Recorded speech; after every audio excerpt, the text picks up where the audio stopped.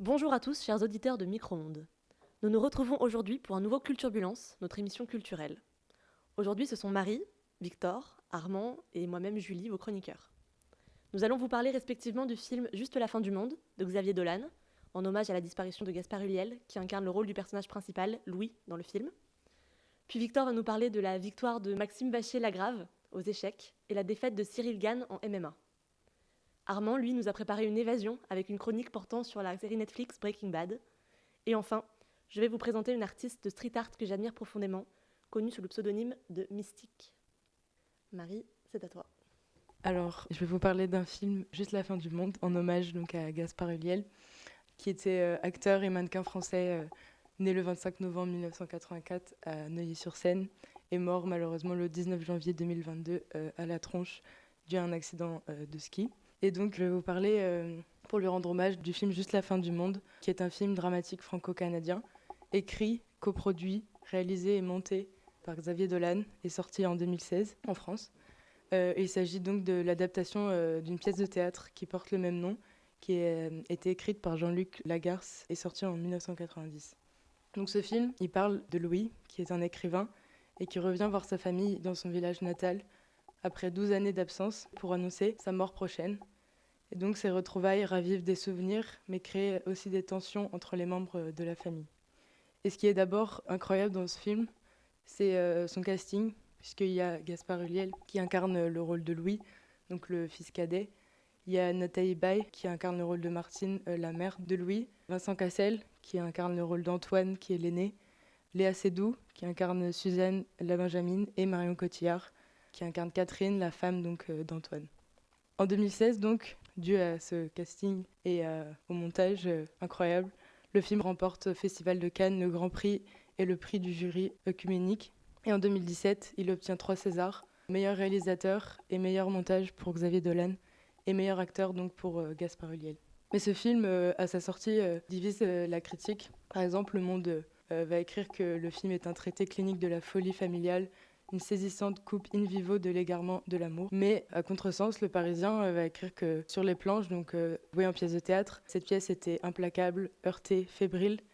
Mais sous la caméra de Dolan, c'est un numéro de cirque épuisant, la plupart du temps filmé au plan serré, une manie décidément. Personnellement, je trouve que ces plans serrés donnent une impression de huis clos qui nous plonge au cœur d'une famille qui se retrouve et on se sent même mal à l'aise, mais c'est, je pense, le but de Xavier Dolan, de faire des plans aussi serrés pour se retrouver vraiment au cœur de cette famille. Et je trouve qu'on s'identifie à cette famille dans le sens où chaque personnage nous évoque quelqu'un de notre propre famille, voire chaque situation nous rappelle une discussion ou un repas de famille qu'on a vécu avec des membres de la famille qui se comprennent pas forcément, qui sont chacun dans leurs idées et dans leur monde. Par exemple, on a une mère qui ressasse sans cesse le passé, la cadette qui est prise encore pour une enfant et qui est vraiment infantilisée. On a l'image aussi de celui qui s'écarte un peu du cercle familial et qui est perçu donc soit comme un traître par son aîné ou comme quelqu'un d'impressionnant et idéalisé par sa cadette. Et ce que j'ai relevé aussi, c'est la figure de Catherine, qui a vraiment une vue extérieure sur la famille, puisque c'est la femme de Antoine l'aîné. Et c'est vraiment elle qui arrive à souder cette famille alors qu'elle est extérieure. Et je trouve que en spectateur, on est presque à sa place et on voit qu'elle, elle est mal à l'aise aussi, comme nous, on l'est quand on regarde ce film. Et bien sûr, ce film va parler des préjugés sur l'homosexualité, sur les métiers artistiques, puisque Louis est écrivain et donc il y est un peu méprisé par son frère qui, lui, fait un métier plus classique. C'est aussi un préjugé sur la popularité, puisqu'il est idéalisé par sa sœur, qui le trouve grandiose puisqu'il est connu, etc. Alors que lui trouve ça juste normal. Ouais, non, mais moi je suis grave d'accord avec le truc de ce qui est dérangeant. Enfin, c'est pas oppressant comme film, mais leurs réactions elles sont toujours un peu dans l'extrême, c'est quand même dur. Ils ont des rapports qui sont pas faciles entre eux. Et en même temps, enfin, c'est tellement compréhensible parce que ça a l'air tellement compliqué, ils ont tellement de mal à se comprendre entre eux, ils ont tous des passés différents. Et du coup, je trouve que ça crée des rapports qui sont super intéressants et surtout très humains. Du coup, je pense que c'est aussi ça qui dérange, le fait que ça soit très proche et qu'on se reflète un peu dans leur famille qui est dysfonctionnelle. Oui. Et Tout le film repose sur l'incapacité des personnages à se comprendre.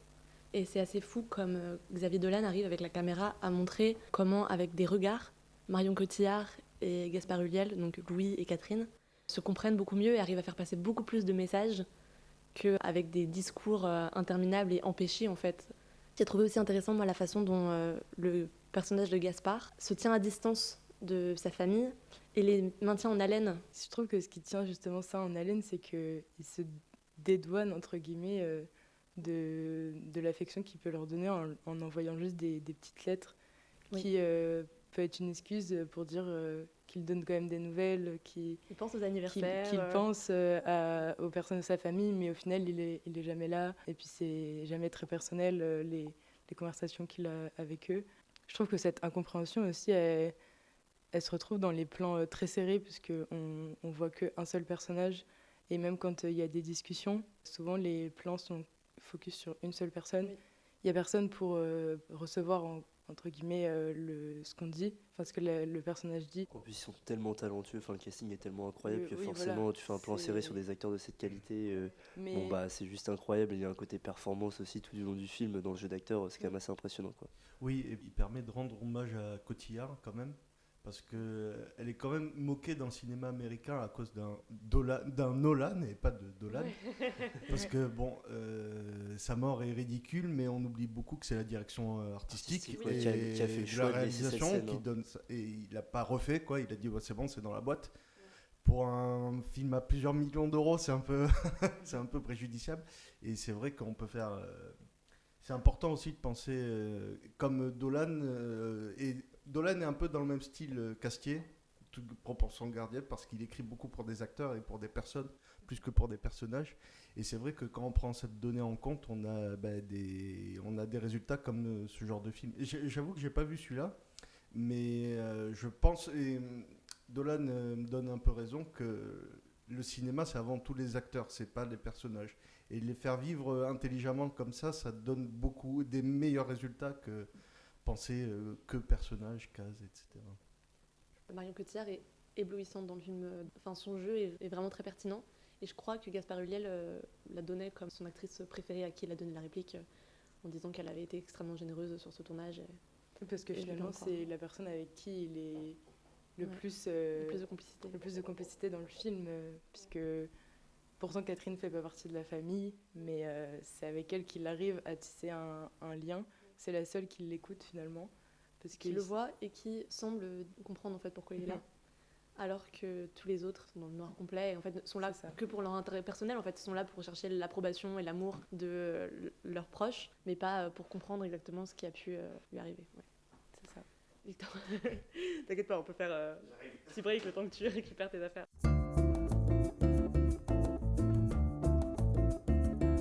Voilà, alors... moi je suis un peu plus âgé que vous, malheureusement ma vie a fait que. Maintenant j'ai 25 ans et... Attends, c'est rien. Non mais... Mec, il y a au moins une pour génération qui nous c'est sépare. vieux, madame, je fais partie de la vieille école, mais... Et je dois dire que plus on avance dans sa vie, t'as vu, j'ai pas dit qu'on vieillit, plus on avance dans sa vie, plus on a besoin de modèles, de héros, de gens importants, de gens qui quelque part nous motivent à nous sortir de notre zone de confort, de ce qu'on est, du rien de normal, de la vie quotidienne. Et je dois dire que ça faisait un peu longtemps que j'avais pas eu cette espèce de révélation. C'est très christique comme manière de parler, mais c'est vrai, c'est deux personnes qui m'ont beaucoup inspiré parce qu'elles partagent beaucoup de points en commun et je trouve que c'est des personnes qui devraient plus avoir leur tête sur les comptes riches millionnaires sur TikTok ou Instagram. Vous voyez très bien des comptes desquels je parle, parce que ce sont deux personnes qui ont une force mentale et une force de réussite et de persévérance qui est assez extraordinaire. Donc je vais vous les présenter, le suspense se finit. Donc d'un côté, on a Maxime Vachier-Lagrave, qui est un joueur d'échecs exceptionnel, qui a été longtemps numéro 2 mondial, grand maître international à 15 ans, qui a commencé les échecs sur des jeux électroniques à 5 ans, bref, un génie de la discipline. Et de l'autre côté, on a Cyril Gann, qui a eu une popularité assez soudaine et soudaine et éclair, mais à juste titre, parce qu'il a disputé il y a un mois, c'est ça, un gros mois, parce que quand l'émission va sortir, ça fera un mois, mais contre Francis Ngannou en MMA à l'UFC, le titre poids lourd de la discipline. Alors, vous allez me dire, et à juste titre, quel rapport entre les échecs et le MMA? En réalité, il y a tout qui sépare ces deux disciplines. Déjà, les échecs, c'est millénaire. On sait que ça arrivait en Europe à l'an 1000 à peu près.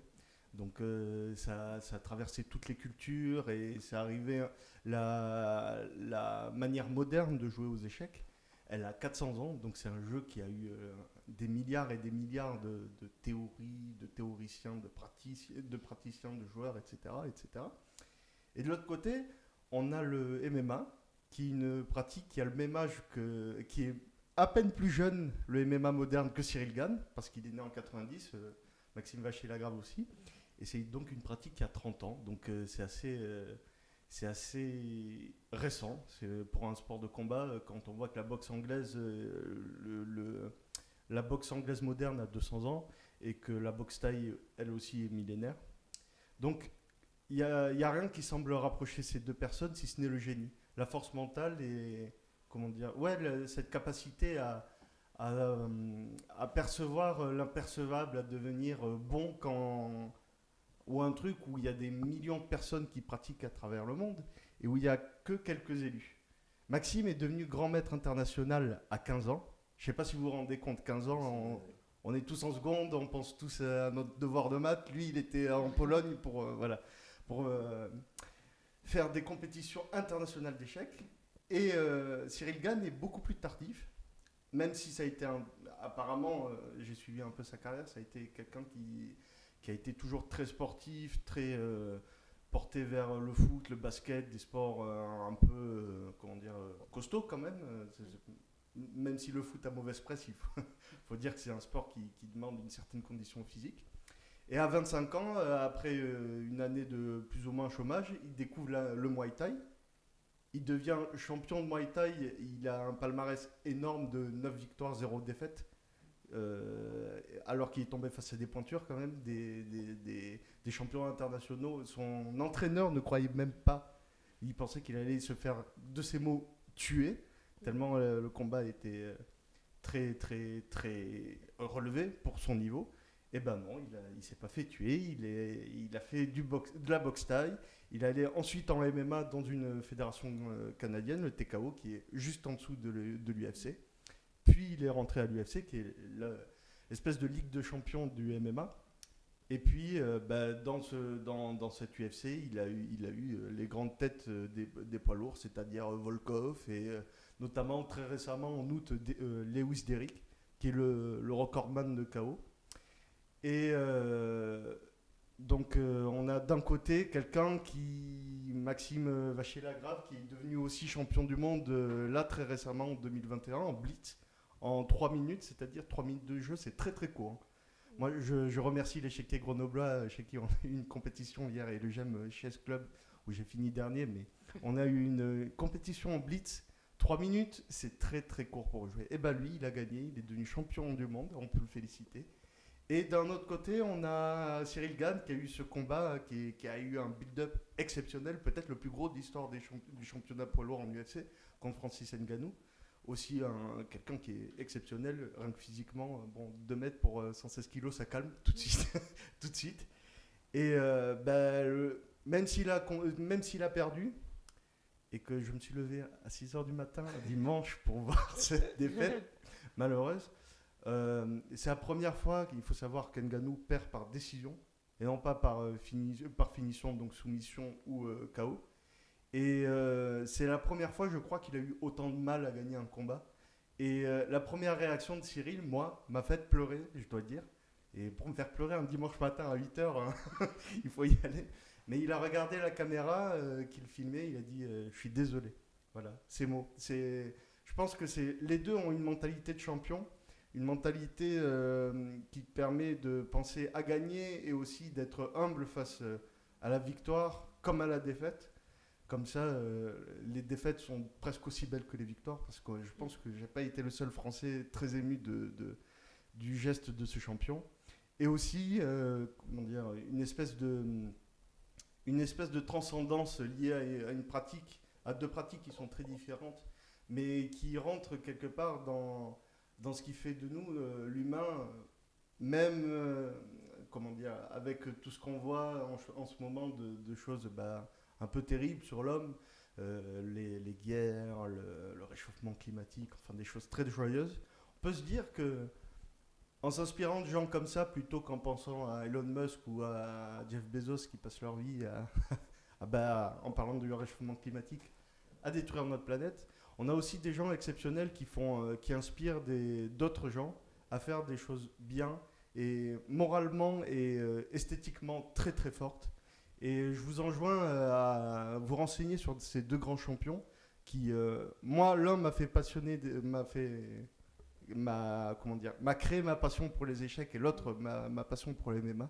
Donc si j'ai permis à une personne de s'intéresser à une de ces deux disciplines grâce à ces champions, cette chronique aura servi à quelque chose. Voilà. Alors, ma première réaction, c'est que tu te lèves à 8h du matin dimanche pour regarder un match À de 6 MMA heures. à 6h. Et je Mais remercie t'es un ma fou. copine parce qu'elle va entendre, parce qu'elle s'est levée avec moi pour voir ce combat. Oui, parce que c'est à 23h aux États-Unis. Ouais. Ça, Donc, c'est la dure loi des sports américains. Ouais, où tu dois voilà. te lever à des Ouais. heures Ouais. pas possibles pour Ah, suivre ouais. les matchs. Tous les fans de NFL, Mais de là, c'est pas basket, n'importe quel match. C'est quand même, on parle de MMA. Ouais. Donc à Ouais. 6h du matin, c'est que tu te prends un truc un peu genre, ouh, ça te réveille. Hein. Ouais, d'autant plus que tu peux tomber sur un combat genre Conor contre Aldo, il a gagné en 13 secondes quand tu tombes sur un combat comme ça. Mais là, le combat a duré 5 rounds, donc on a eu une demi-heure. Surtout que je me suis levé en fait à 4 heures, parce que je pensais que le combat était à 4 heures. Mais comme c'était le main event, il était à 6 heures. Donc j'ai vu une très belle matinée / soirée de MMA, mais voilà. C'est une donnée à prendre en compte quand on aime la NFL, la NBA, l'UFC. Là où les échecs sont à des heures beaucoup plus normales, pas toujours, mais L'avantage, c'est que c'est souvent en Europe. Donc là, je vais pas dire de bêtises, je serai repris peut-être, mais je crois que le championnat où a gagné Maxime, c'était en Pologne. Donc tu as 2 heures de décalage, ça va, entre midi et 10h. Mais ouais, là, c'était dur, 4h du matin dimanche. Moi, j'ai écouté un podcast avant qu'on enregistre cette émission pour connaître un peu mieux le sujet, parce que c'est vrai que c'est assez loin de ce que je regarde d'habitude. Ouais. Et du coup, je le recommande, parce que ça peut être aussi notre porte d'entrée. Le MMA ou le podcast? Il y a ton podcast, il y a ta chronique, et le podcast d'Arte Radio, qui s'appelle Le Gladiateur. Ouais.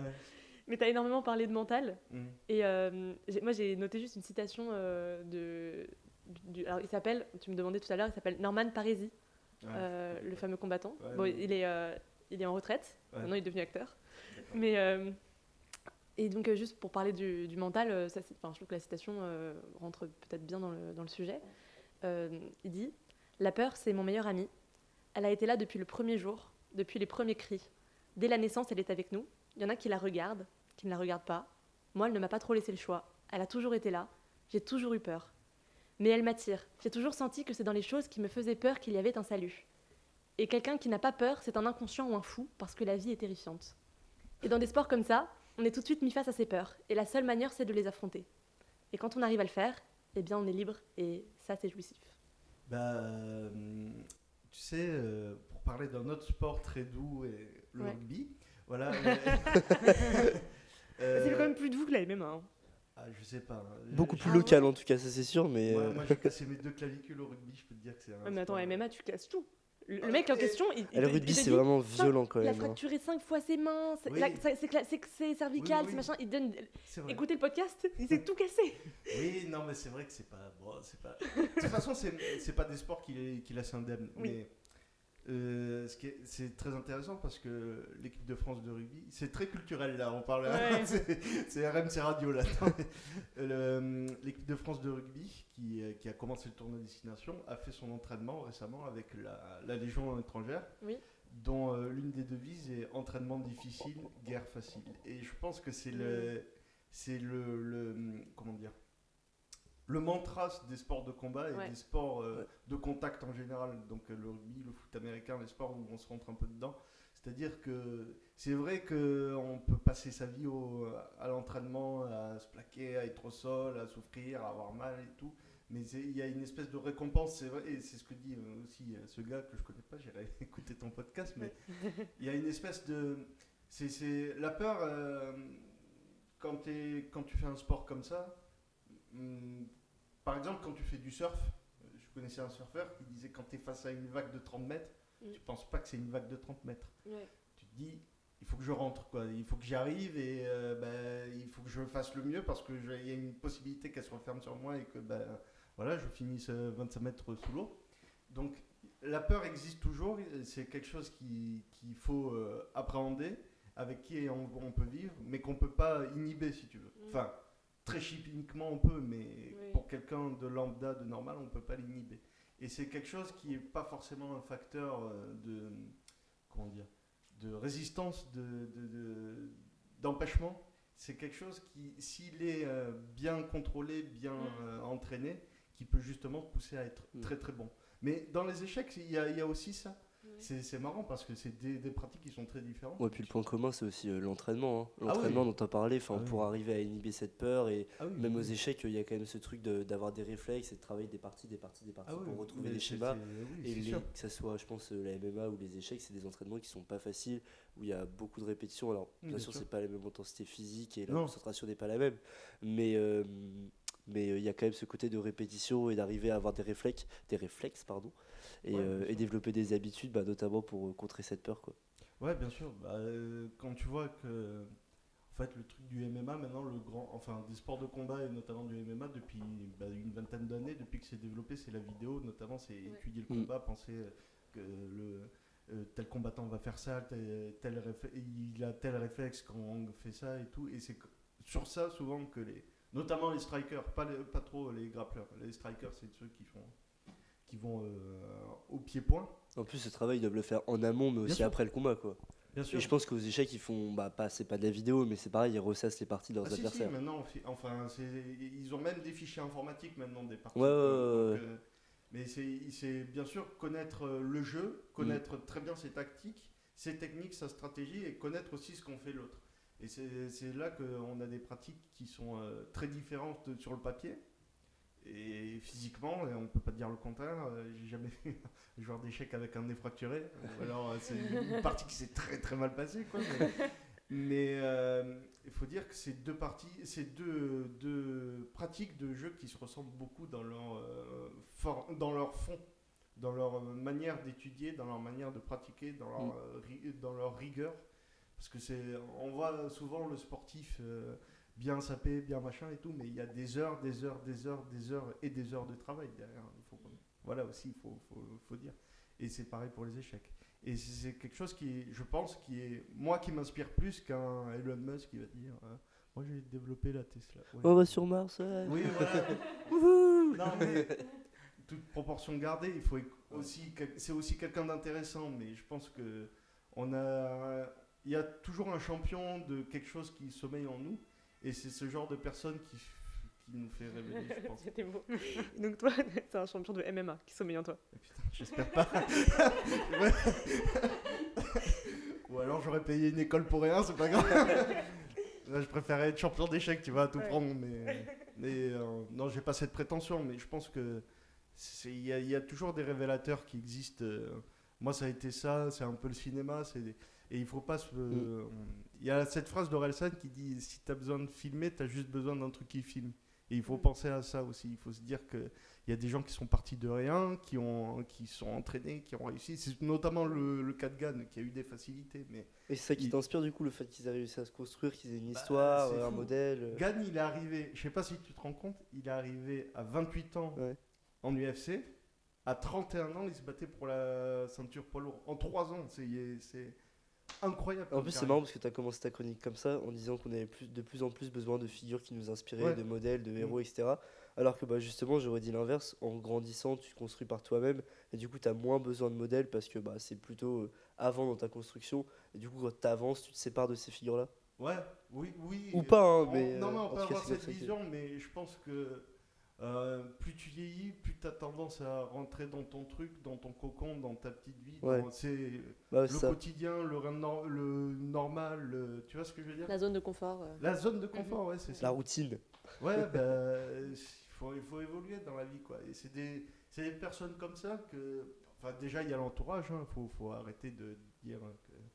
Faut penser à son entourage, faut pas arrêter de penser qu'on est tous des loups solitaires, c'est Non, pas non, vrai. clairement pas. Mais il y a aussi le côté.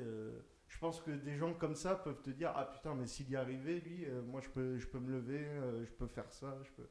Et c'est pour ça que je dis que c'est bien plus inspirant que Ouais. tous les contes comme ça que jaunis un peu. Armand, tu veux prendre la suite? Ouais, bah ouais. Alors, notre chiffre d'aujourd'hui, c'est 62. 62, le 62e élément du tableau périodique, le samarium, c'est un élément chimique qui est utilisé dans les traitements contre le cancer. Et le cancer, c'est le mal qui, pendant 62 épisodes, plane comme un couperet au-dessus de notre personnage principal, Walter White, pour notre sujet d'aujourd'hui, Breaking Bad. Alors, j'ai dit personnage principal parce que le problème de Walter White est pendant toute la série, en fait, on ne sait pas vraiment si c'est un protagoniste et un antagoniste. Et c'est ça qui est intéressant.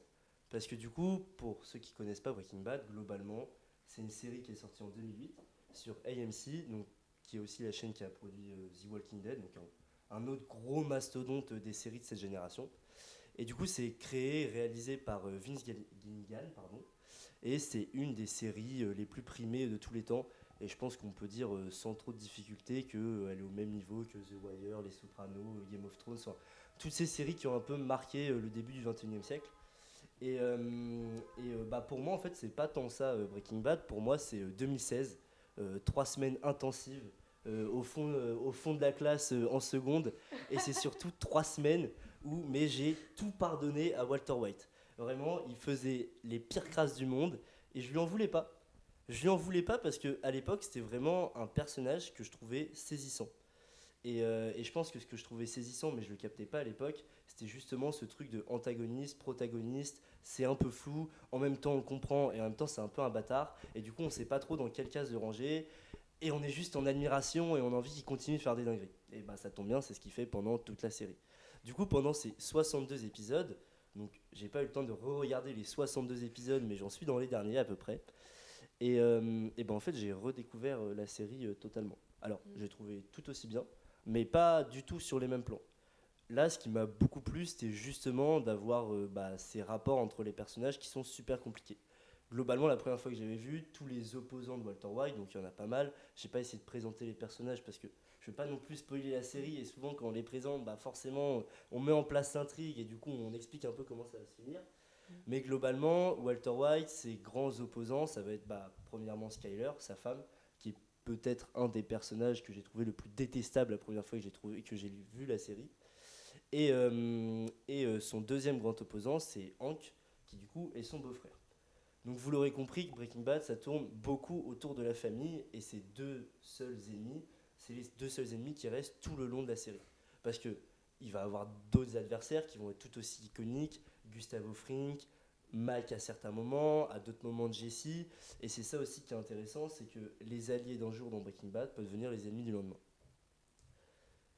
Et ce rapport à la famille, moi je le trouvais super intéressant, et ça rejoint un peu le truc de Juste la fin du monde, que en fait c'est des gens qui sont normaux, vraiment c'est une série très humaine Breaking Bad, et je pense que c'est aussi un peu pour ça qu'on est prêt à tout accepter, et clairement c'est une famille où ils sont prêts à, même s'ils se font du mal entre eux, à passer outre et à continuer de vivre ensemble de manière totalement dysfonctionnelle. On rappelle qu'il y en a un qui cuisine de la meth alors que son beau-frère il est à la DEA, mais globalement ils sont prêts à continuer de vivre ensemble, et même au moment où il y a des révélations, ils essayent d'arriver à construire quelque chose de commun.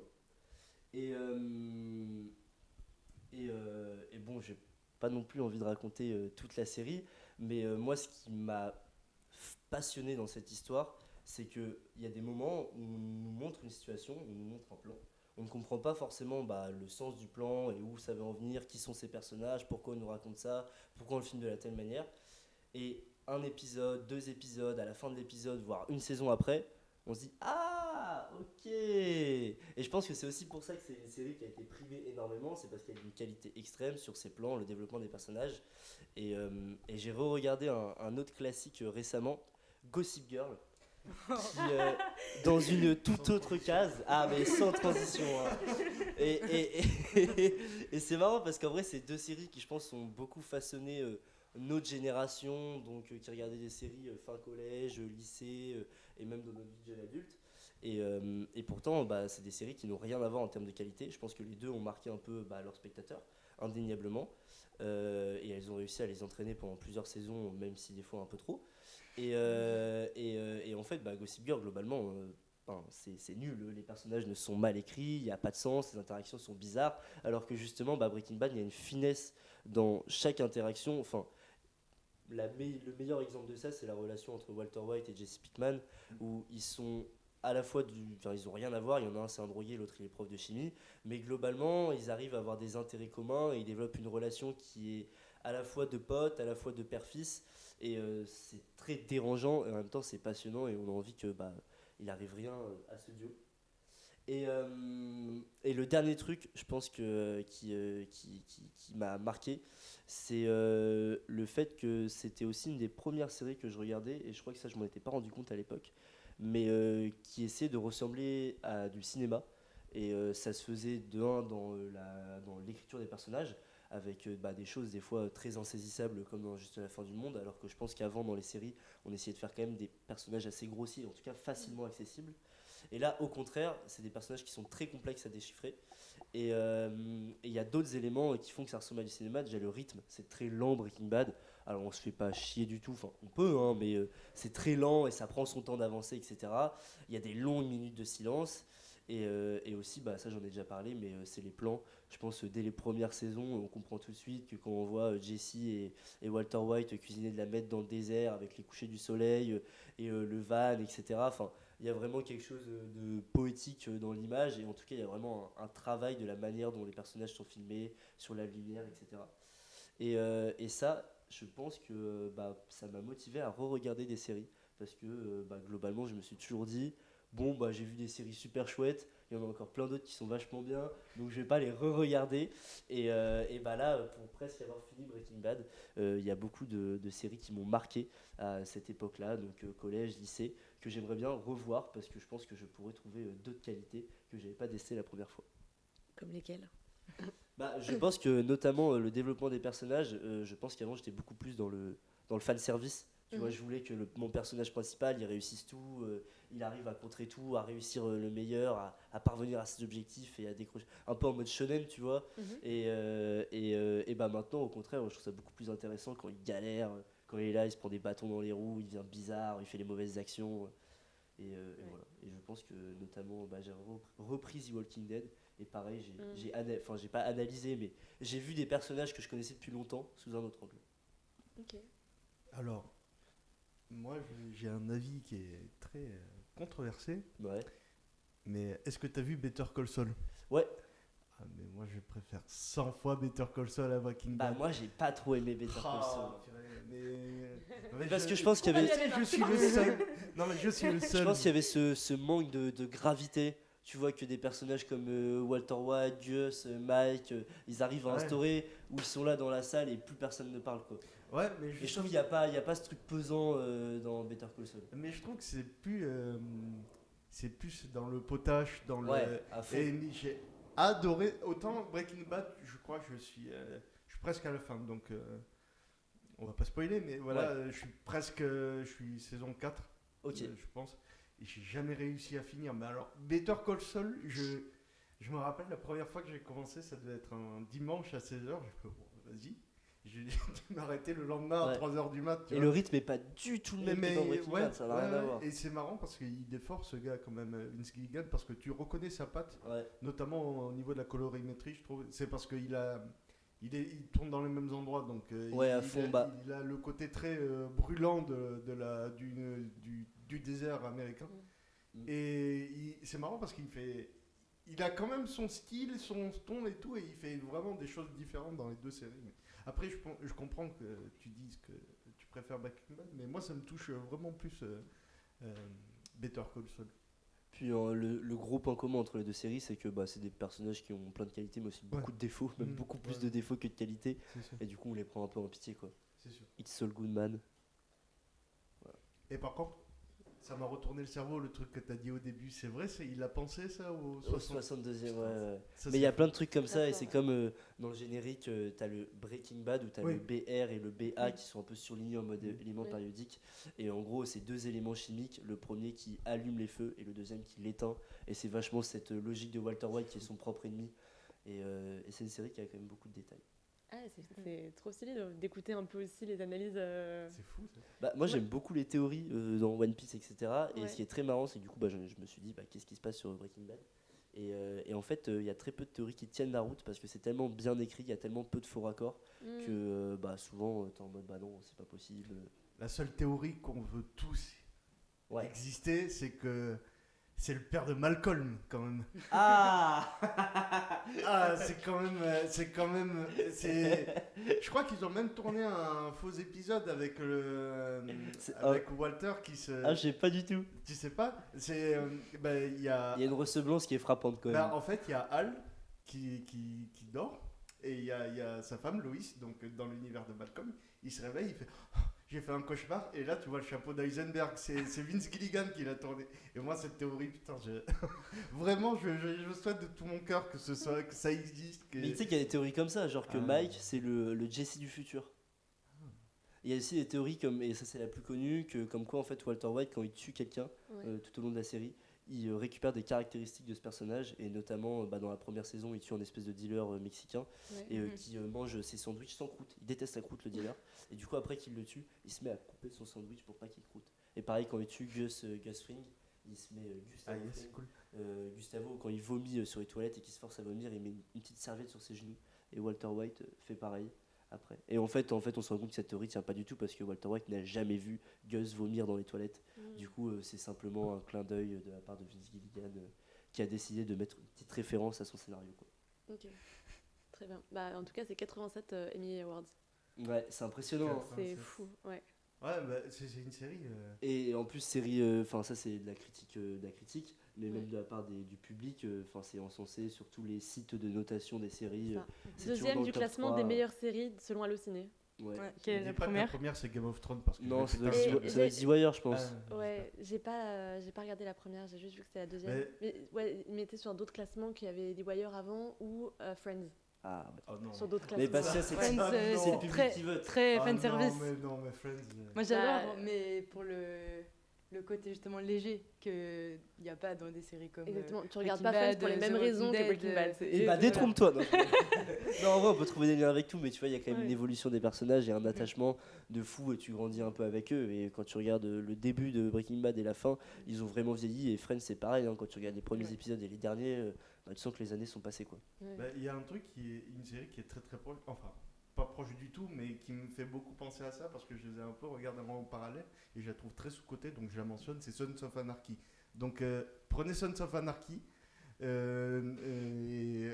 tapez-vous les 9 saisons, vous n'allez pas regretter. Ouais, mais c'est justement le problème des 9 saisons, c'est que 9 saisons, c'est la même chose, il se passe la même chose, Non, les tu mêmes bêtises, n'écoutez les pas. mêmes gangs. Regardez Sons of Anarchy, ça vaut la peine. Je voulais revenir sur une chose que tu as dit, que comme quoi c'était une série qui était lente. Ouais. Et moi, justement, c'est ça que j'aime bien dans les séries, c'est que contrairement aux films qui doivent faire 1h30, 2h, maintenant 2h30 ou 3h pour certains films, mais les séries, l'avantage, c'est qu'il y a plein d'épisodes, il y a plein de saisons, et du coup, tous les personnages, ils peuvent être vachement développés, il peut se passer tellement de choses dans leur construction de leur personnalité, des relations entre les personnages, ça peut tellement être poussé. Et ça l'est dans Breaking Bad. C'est ça qui est la relation qu'il a avec sa femme, elle est incroyable. Et, tellement malsaine. Et tu disais que toi, justement, tu détestais sa femme la première fois que tu as regardé la série. Et en fait, je pense que c'est juste une question de maturité, parce que quand tu l'as regardé la deuxième fois, moi je sais que je l'ai regardé tard, enfin je l'ai regardé peut-être l'année dernière. Et justement, sa femme, je la détestais pas du tout. Elle est tellement compréhensible. Ses réactions, elles sont juste normales. Puis elle vit avec un monstre, c'est un monstre ce mec, c'est un démon vraiment.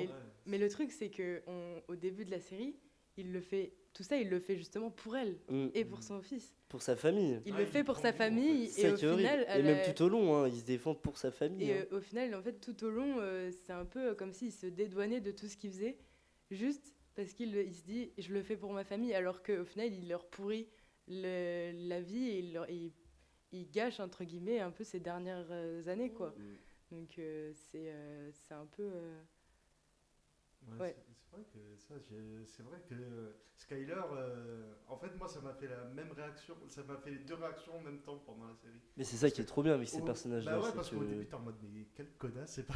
Tu te dis, mais comment elle y parle et tout, et en fait, tu réfléchis dessus, tu te dis, mais attends, c'est elle qui a raison, quoi. L'autre, il va vendre de la meth, il Ouais. va traîner avec les Puis gangs. il est tellement dur avec elle, la scène Ouais. où il la viole à moitié dans la cuisine, elle est horrible, mais vraiment dès les premières saisons, c'est un manipulateur avec elle, il abuse d'elle, il la laisse pas parler, il la laisse pas s'exprimer, c'est... Ben, c'est la figure du anti-héros. Moi, j'ai regardé il y a pas longtemps Punisher de Marvel. Et je trouve que c'est la seule très très bonne série de Marvel parce que justement le Punisher, il a un peu ce côté comment dire, ce côté Walter White parce que il passe sa vie à désinguer des gens à bout touchant dans la rue. Et tu te dis, bah, wesh, laisse-le tranquille, quoi, il a rien fait et tout. Et en fait, tu te rends compte que si, il y a quand même une part sombre. Mais est-ce qu'on peut faire la justice soi-même? Ça pose beaucoup de questions comme ça. J'aime beaucoup les séries d'anti-héros comme ça. Mais en plus c'est marrant parce que du coup, ça j'ai pas du tout parlé, mais Breaking Bad c'est une série du coup qui est sortie sur AMC et qui avait quand même la particularité, et ça on s'en rend pas du tout compte à l'écran, mais d'être écrit au fur et à mesure que ça sortait quoi. Et du coup il y avait quand même ce truc de devoir accrocher le public et d'avoir une visée commerciale où on était obligé d'avoir quand même des résultats et d'avoir de l'audience, et pourtant ça se permettait notamment d'être très lent, alors et de s'en battre les coups du spectateur. et et c'est marrant parce qu'à l'époque ça commençait vraiment à être la mode de ces séries où il y avait des protagonistes qui devenaient des antagonistes, et c'est pour ça que ça a eu beaucoup de mal à trouver une place sur le marché et que ça se finit chez AMC. Et j'ai vu que tu avais noté que ça avait été notamment refusé chez HBO. Et à l'époque en fait les chaînes étaient surchargées de séries comme ça, et pourtant Breaking Bad a réussi, je pense notamment avec son esthétique, ce côté western américain très brûlant, etc., à sortir son épingle du jeu. Et donc moi je dis bravo Vince Gilligan, et j'espère que qu'on aura d'autres séries de cette ampleur, parce que je pense que c'est des séries qui peuvent marquer les gens, en tout cas moi qui m'ont marqué, et je suis très content d'avoir regardé. Ah, c'est le fameux épisode de la mouche là. Ah bah ça c'est Ils incroyable. avaient plus de budget et tout, où ils ont fait ça, où ils ont eu une grosse coupe budgétaire. 40 minutes où il chasse une mouche dans un labo de meth. Il est fou cet épisode. Je ne suis pas un fada de la série, mais cet épisode est vraiment fou quand même. Voilà. Écoutez, moi j'ai commencé du coup pour les biens de cette émission. Et non pas par pur plaisir. Hein, Mais non, mais parce que il y a 1 milliard de séries à voir si tu veux. Mais donc du coup ça a été ma porte d'entrée, mais ça me donne bien envie de continuer. Ah non, mais elle est cool. Ouais, super. Bon alors on enchaîne avec un tout autre sujet. Nous sommes à Grenoble, une ville qui fait la part belle au street art. Et si c'est bien de street art dont nous allons parler aujourd'hui, à défaut de vous présenter une graffeuse grenobloise, c'est une artiste parisienne que j'aimerais mettre à l'honneur, la plasticienne et poète Mystique. J'ai grandi tout près de la butte aux Cailles à Paris, dans le 13e arrondissement, où les tags de Mystique font légion. Ils mettent en scène une femme fatale, sulfureuse, mystérieuse, séductrice, arborant généralement une petite robe noire, accompagnée d'une courte phrase au caractère poétique. Des graphes qui sont toujours réalisés au pochoir et à la bombe noire et rouge. Le choix du pochoir s'explique certainement par le fait que Mystique a commencé à taguer les murs de Paris dans les années 80, aux prémices du street art, époque à laquelle cette pratique est condamnée. Or, le pochoir permet de faire un dessin élaboré en un temps relativement restreint et donc de minimiser les chances de se faire attraper par la police. C'est également une technique qui permet de reproduire le même dessin à l'identique une multitude de fois et donc pourquoi pas d'en faire des copies sur des supports variés et d'en vendre. Pour ce qui est du choix des couleurs, le noir et le rouge, ce sont à la fois des couleurs à la forte charge symbolique, qui sont porteuses pour les sujets abordés par Mystique, comme l'amour, la résistance, le désir et j'en passe, mais ce sont également les couleurs qui se voient le mieux dans la rue. En effet, ce n'est pas pour rien qu'il s'agit des couleurs des panneaux signalétiques du code de la route. Une fois qu'on a fait ce parallèle, on peut sourire en se disant que les graphes de Mystique font partie de la signalétique des rues de Paris. Mystique se joue de la figure de la femme idéalisée par les médias et les publicités. Là où ces femmes sont réifiées, l'artiste, elle, leur donne la parole. Et ce qu'elle leur donne à dire est généralement engagé, humoristique et plein d'esprit. Il est difficile pour moi de vous donner des exemples illustrant cette ingéniosité à la radio, car le dessin donne beaucoup de sens aux mots qu'elle inscrit sur les murs, Et souvent, Mystique fait des jeux de mots qui nécessitent inévitablement d'être lus. J'aimerais quand même vous donner un petit aperçu de la poésie de ses œuvres. Je vous ai donc fait une petite sélection de quelques phrases. J'en ai choisi qui n'avaient pas de jeu de mots. Il faudra malheureusement se passer des dessins, mais voici. L'abus de plaisir est excellent pour la santé. On ne radine pas avec l'amour. L'homme est un loup pour l'homme et relou pour la femme. Port du cerveau obligatoire. Assigné à résistance. Et enfin, de très loin et certainement à jamais mon préféré, je suis la voyelle du mot voyou. Le choix de son pseudonyme ancre déjà Mystique dans une position féministe. Il s'agit du nom d'une sorcière, celle du personnage secondaire de Picsou qui essaye de lui substituer en vain son précieux argent. Et la figure de la sorcière n'est pas anecdotique. Elle fait évidemment écho aux femmes qui étaient persécutées à la fin du Moyen-Âge et durant la Renaissance, principalement pour être sorties du cadre auquel on aurait aimé les assigner. En s'assimilant à une sorcière, Mystique se revendique comme différente, certainement différente de la figure générique de la bimbo que nous vend la publicité, mais il ne faut pas se fier à la pub. Cette fameuse bimbo est rugueuse et a plein d'idées disruptives. Au fond, pour citer Anne Sylvestre, notre artiste est une sorcière comme les autres. Alors, je connaissais pas du tout Madame Tic, du coup. Madame Tic. Mystique. Mais alors, j'ai un fun fact, et venant de Montpellier, je me dois de le dire. Elle a dessiné la prochaine ligne de tramway qui allait venir en 2017. Qui était prévue en 2017, qui va venir dans quelques années. Voilà, c'est elle qui a fait tous les designs pour la prochaine ligne de tramway. Incroyable. Donc tous les Montpelliérains, put your hands up. Voilà, c'est pour vous. C'est fou.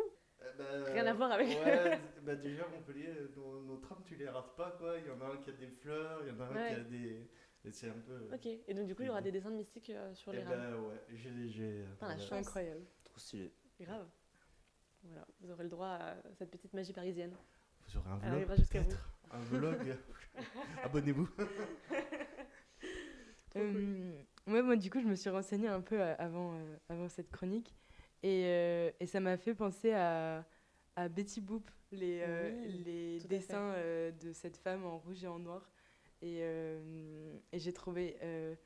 je trouvais qu'il y avait une part hyper provocatrice dans les dessins de la femme. Mais c'était aussi poétique dans le sens où c'est de l'art, en fait. Et ce que je trouve bien dans le street art, c'est que justement, c'est de l'art qui est disponible pour tout le monde.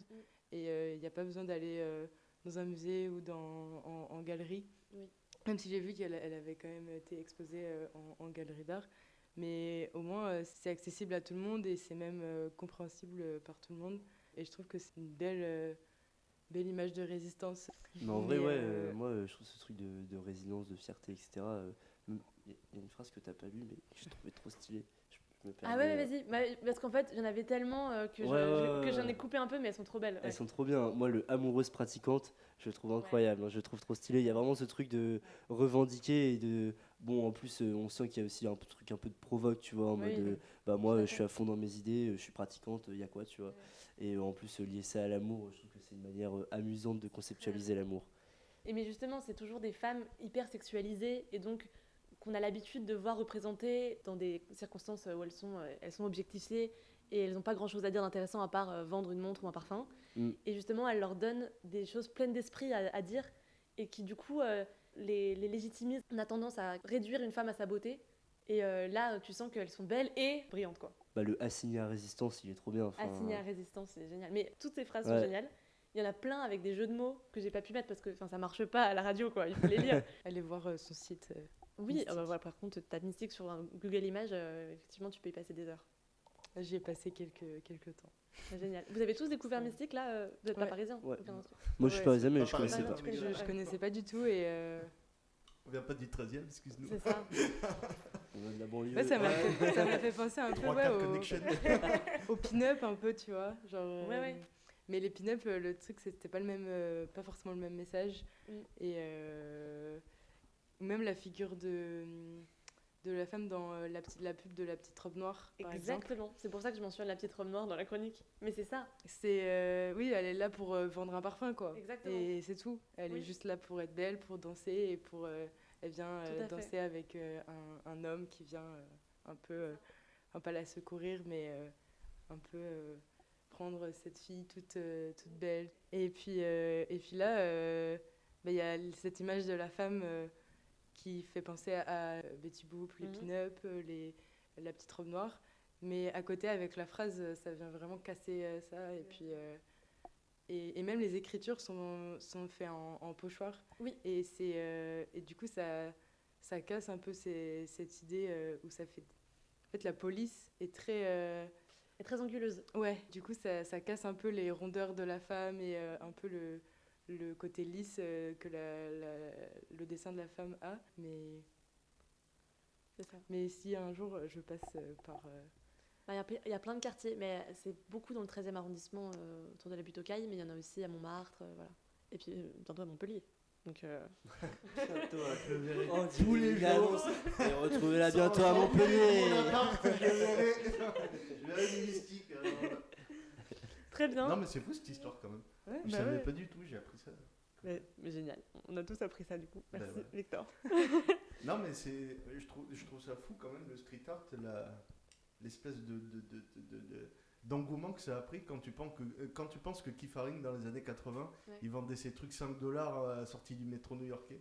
Putain, il y a des mecs qui ont dû être contents d'avoir $5 ce jour-là.